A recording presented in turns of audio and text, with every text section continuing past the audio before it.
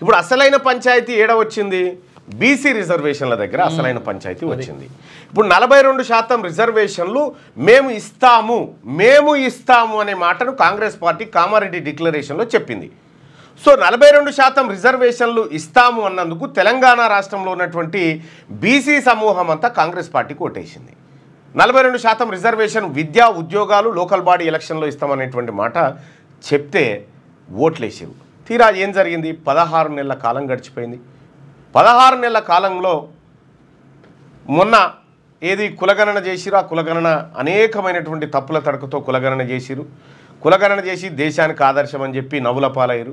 ఆ తర్వాత 42% reservation bill అసెంబ్లీలో పెట్టి పాస్ చేసి గవర్నర్కి పంపితే గవర్నర్ గారు ఢిల్లీకి పంపినని చెప్తా ఉన్నారు.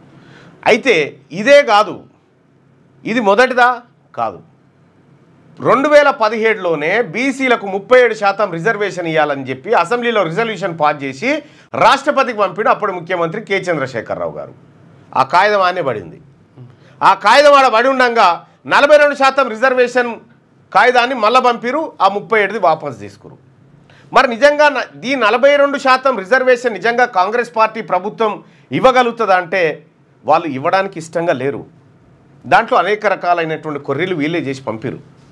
42% రిజర్వేషన్ అమలు చేసినంటే నిజంగా కాంగ్రెస్ పార్టీ కామారెడ్డి డిక్లరేషన్ ప్రకారం బీసీలకు ఇచ్చినటువంటి మాట నిలబెట్టుకొని ఉంటే ఇవాళ దాదాపు 58,000 ఉద్యోగాలను బోర్డు పెట్టు 58,000 ఉద్యోగాలను మేము భర్తీ చేసినామని చెప్పి రాష్ట్ర ప్రభుత్వం చెప్తా ఉంది.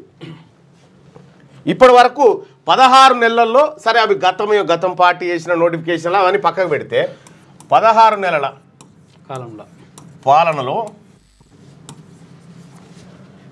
58,000 ఉద్యోగాలు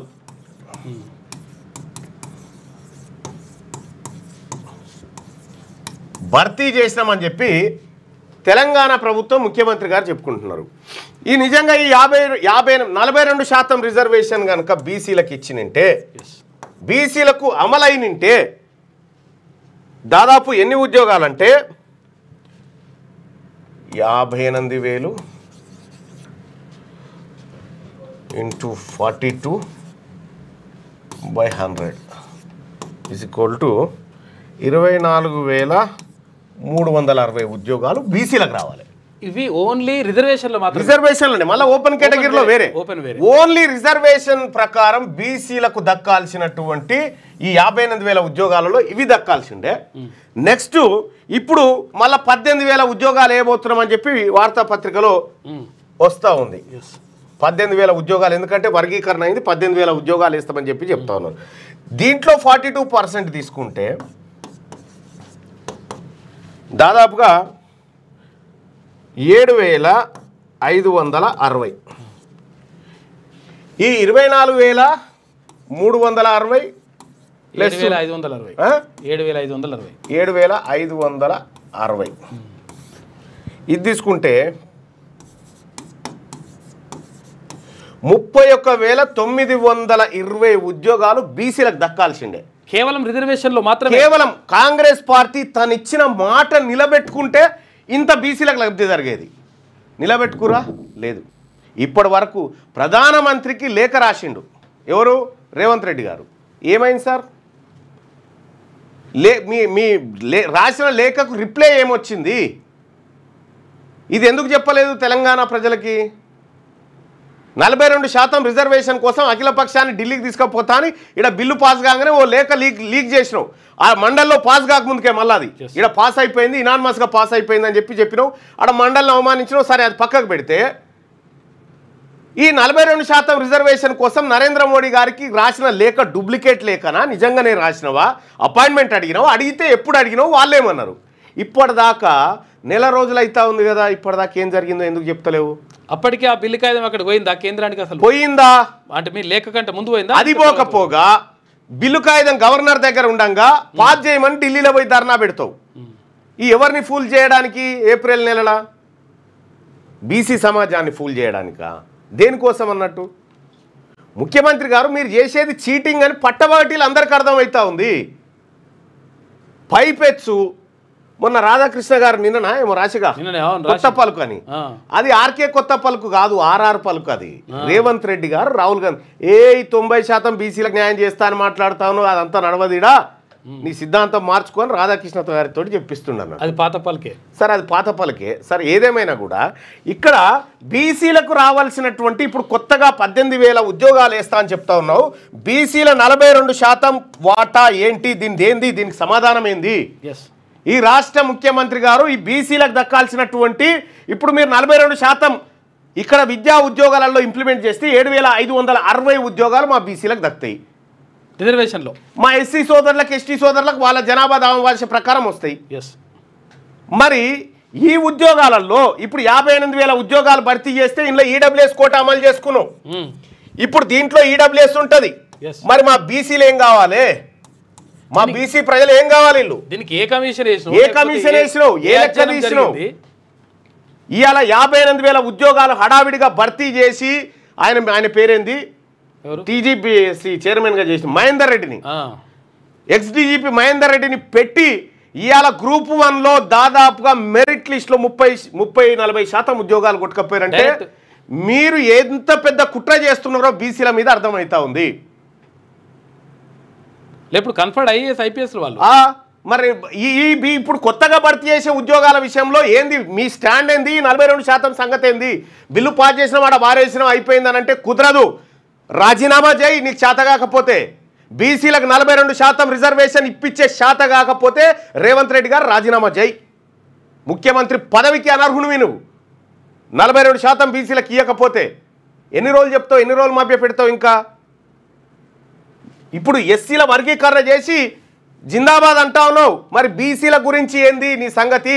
కామారెడ్డి డిక్లరేషన్ కారణంగానే బీసీలం అందరం ఓట్లు వేసినాం, ఇంక్లూడింగ్ నేను కూడా కాంగ్రెస్ పార్టీలో గతంలో జాయిన్ అయింది గదాని కోసమే. ముఖ్యమంత్రి రేవంత్ రెడ్డి గారు మీరు రాజీనామా చేయండి, మీరు బీసీల ద్రోహిగా మారుతా ఉన్నారు. మీ స్టాండ్ ఏది? మీరు ప్రధానమంత్రికి రాసినటువంటి లేఖ 42% రిజర్వేషన్ కోసం అఖిల పక్షాన్ని ప్రధానమంత్రి దగ్గరికి తీసుకుపోతాన్న లేఖ ఏమైంది? నెల రోజులే నువ్వు లేఖ రాసి ఇప్పటి వరకు దానికి సమాధానం చెప్పలేదు. ఏం జరిగిందనేది చిత్తశుద్ధి ఉందా నీకు? నిజంగా ఉందా? బీసీ ప్రజలారా, వీళ్ళందరూ ద్రోహులుగా మారుతా ఉన్నారు. రాహుల్ గాంధీ గారు ఎంత గొప్పగా ఆలోచన చేసి మనకు 42% రిజర్వేషన్ ఇవ్వాలని ఆలోచన చేసిండు, దాన్ని తూట్లు పొడిచిండు రేవంత్ రెడ్డి గారు. నువ్వు సర్వేనే చక్కగా చేయలే, ఈ లెక్కలు చెప్పేందుకే నీకు శాతం అయితే లేదా? ఏ ఊర్లో ఎంతమంది ఉన్నారో చెప్పా లెక్క కులాల వారిగా. నువ్వు చేసిన సర్వే ఉంది కదా, దిక్కుమాలిన సర్వే, ఆ దిక్కుమాలిన సర్వే దన్నా లెక్క చెప్పి తలగబెట్టు. అవి చేతగావు. దేనికోసం మరి? నువ్వు ఎక్కిపోతా ఉంటే ఇప్పుడేమో రేవంత్ అన్న అంటాడు, సప్పట్లు కొట్టుకుంటా కూర్చోవాలి బీసీలంతా. అసలు తెలుస్తుందా నీకేమైనా? అడ్మినిస్ట్రేషన్ చాలా కుర్చీకి బరువైనట్టు అనిపిస్తలేదా? 42% రిజర్వేషన్ సంగతి తేల్చకుండా నువ్వు లోకల్ బాడీ ఎన్నికలకు పోయి పో. ఇప్పుడు షీర్ బొంద పెడతారు జనం. లోకల్ బాడీ ఎన్నికలకు 42% రిజర్వేషన్ లేకుండా ముందుకు పోయినా, ఇప్పుడు కొత్త ఉద్యోగాల భర్తీ 42% సంగతి వాటా తేలకుండా ముంగడికి పోయినా ఈ ప్రభుత్వం మీద యుద్ధమే చేస్తాం బీసీలము. అంటే మేము పెత్తందారులం ఏం నడవది. పెద్ద పెద్దోళ్ళని చూసిపోయింది గడ్డ. బీసీల రిజర్వేషన్ల విషయంలో మీనమేషాలు లెక్కించి ఏమి చేసినా నిన్ను గద్దె దించేదాకా ఇడిచిపెట్టాం.